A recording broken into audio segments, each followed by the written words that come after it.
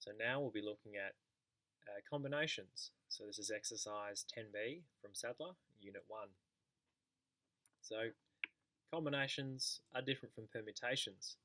Permutations, you may remember, we had that situation, and I'll scroll up to that one, where you can sit 6 people for a photo. So in that way, you might have, one bloke sitting next to every other bloke in every situation, right?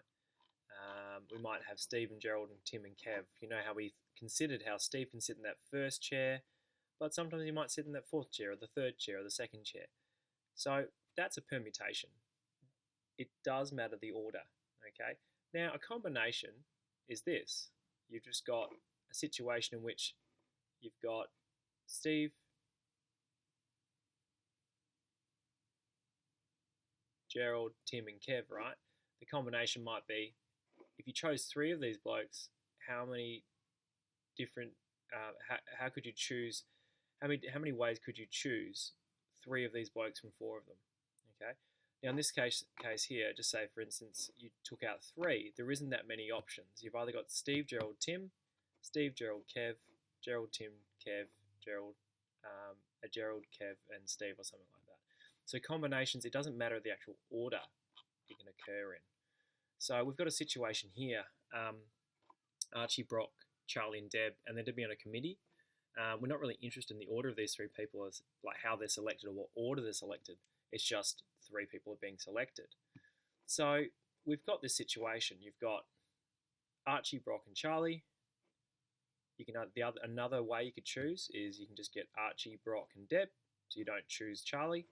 You could choose Archie, Charlie and Deb, or you could choose Brock, Charlie and Deb.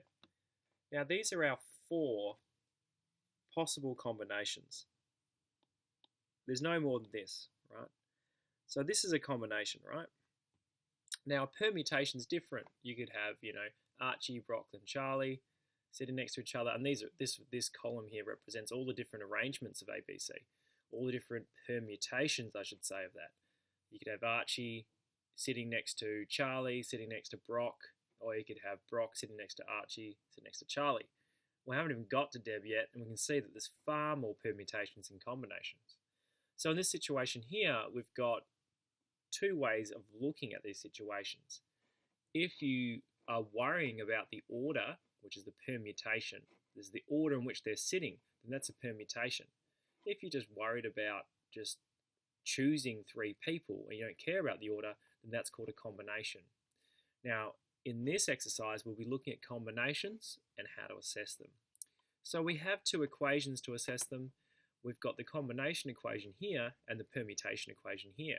So we're going to confirm the results from up here. So firstly, let's assess how many combinations we have for both.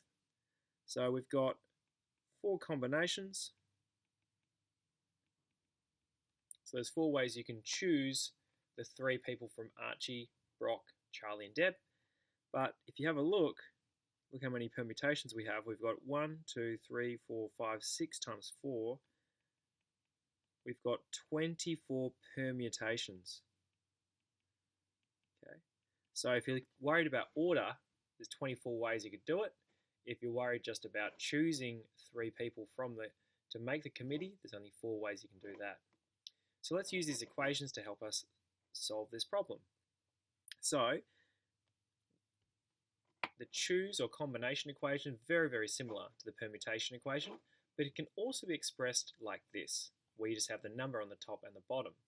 So in this situation, we know that n is equal to 4. There's 4 people in total, and we're choosing 3 of them.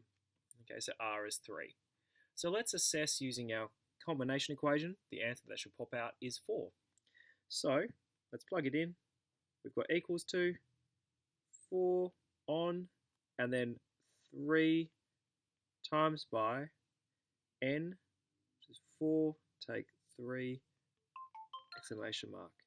Now if we assess this, we've got 4 factorial on 3 factorial times 1 factorial.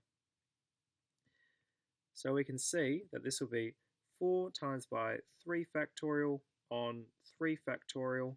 The 1 factorial cancels out. It's just 1. So we've got 4 combination.